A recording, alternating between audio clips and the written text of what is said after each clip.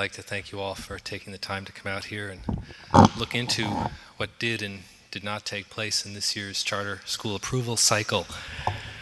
And I'd just like, if I could, to take a minute to just remind you of why this is important and why it's important to just not let the matter just sit after this evening, to let the matter drop after this evening. The writer Jimmy Breslin once remarked, he said, the people of a place like Queens, that's a part of New York City where he's from, he said, the people of a place like Queens, government does not mean City Hall or Washington.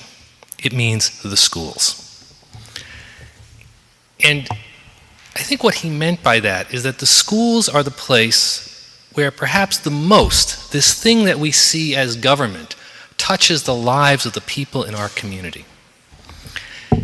And in these times, we can hardly afford, with the challenges that you face as our leaders and the people in whom we've placed our trust to make decisions that significantly affect our lives, we can ill afford to take steps that breed cynicism.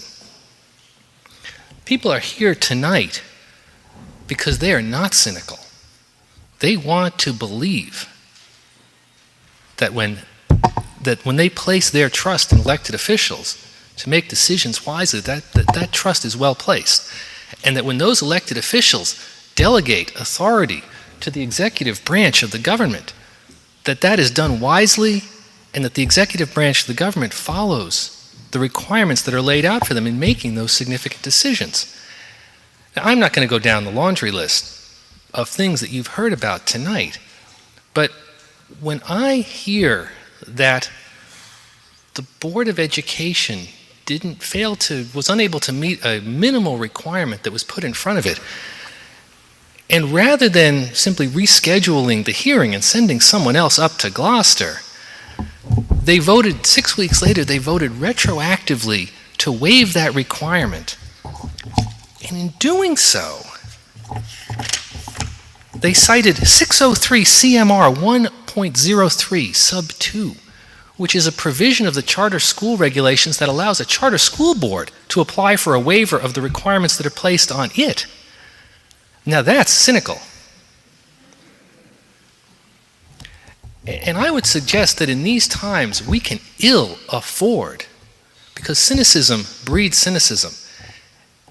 And you as leaders are dependent on people like us here tonight who want to be involved and want to be engaged. We can ill afford to tolerate behavior that breeds that kind of cynicism. Thank you.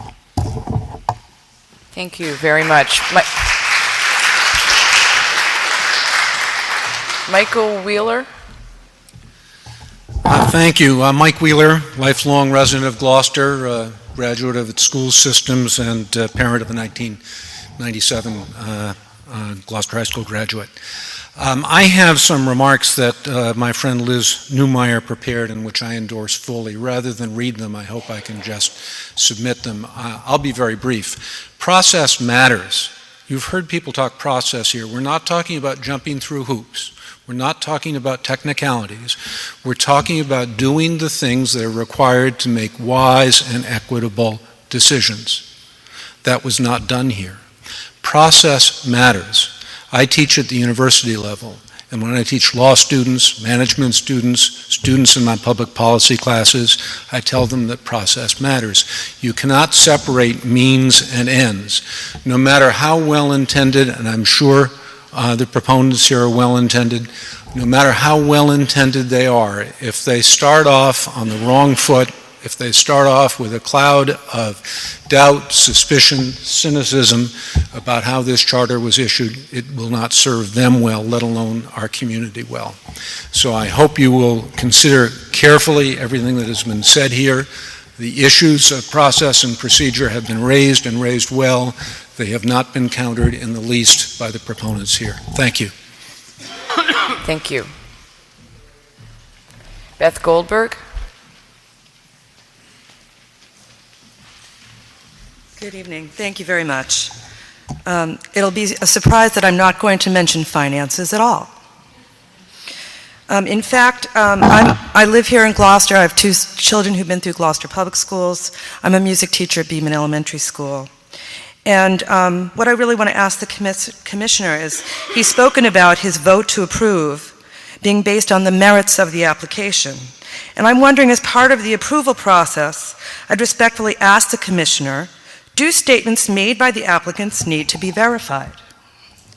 Particularly in case of the need for an arts charter, based on the fact that there are, as quoted from the application, currently no arts integrated schools in Gloucester Public Schools, and that Gloucester Public Schools has shunned the arts, and shunned is the word that was used.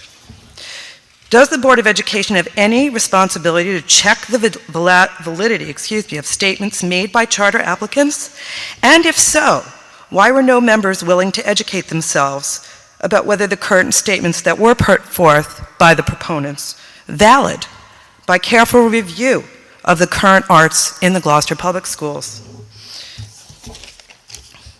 Did the Board of Education follow that testimony which was given about the current use of responsive classroom in our elementary schools, which is stated in the application as one of their proposed innovations? Responsive classroom is used regularly and daily in our school. Are applicants required to offer proof of these statements, or are they allowed to just randomly make any statement without the need to have it verified? I encouraged that evening, December 11th, I encouraged my colleagues to come. I'm one of the representatives in my building, and I was embarrassed that I asked them to come out and bring arts, all sorts of paintings and all sorts of examples of arts integration, only to find out that when they sat there all that time, no one who was really voting was even there. They put their faith in me, and I let them down. And it wasn't really me that let them down. So I hope you'll consider not just this financial need, which has clearly been met, not even the process that you've heard, which was flawed, but the fact that the need for this application and the proof that there's no arts integration in our schools is completely false. Thank you.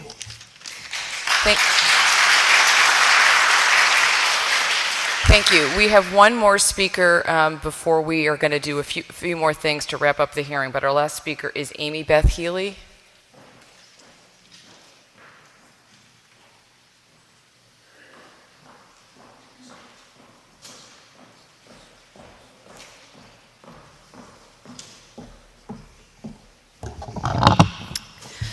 My name is Amy Beth Healy, and I am the Vice Chair of the Gloucester School Committee. I am also the mother of 3 very talented and artistic girls in the Gloucester Public Schools, and, as you can see, a Girl Scout leader that just gave out badges and pins to 40 young ladies in East Gloucester, including some whose parents, grandparents, and aunts are in the audience here because of how important tonight is, instead of being able to be with their girls getting their awards.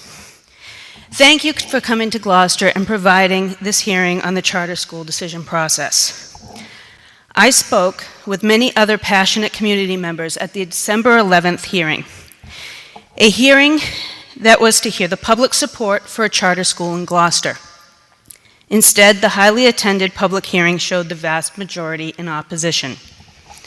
It showed the passion of our teachers, parents, and city leaders to do what is right and good for all of our students. As a school committee member, I never decide a vote solely by the recommendation of my superintendent. It takes wading into the weeds to understand the depth of the matter. Often, it takes listening to the community at a public hearing to get the full support or opposition of a matter. With no board member present at the December 11th hearing, that depth of understanding was missing. Else, how could a board vote in favor of this charter when the community doesn't want it, the commissioner's staff didn't recommend it, and it seems only Commissioner Chester's recommendation supported the vote? I appreciate your wading into the weeds to find the full depth of what was obviously missing in this process. Thank you. Thank you very much. As you may know, the commissioner and the chair of the board have been here for the entire hearing and listened to your testimony, and the commissioner has asked for an opportunity to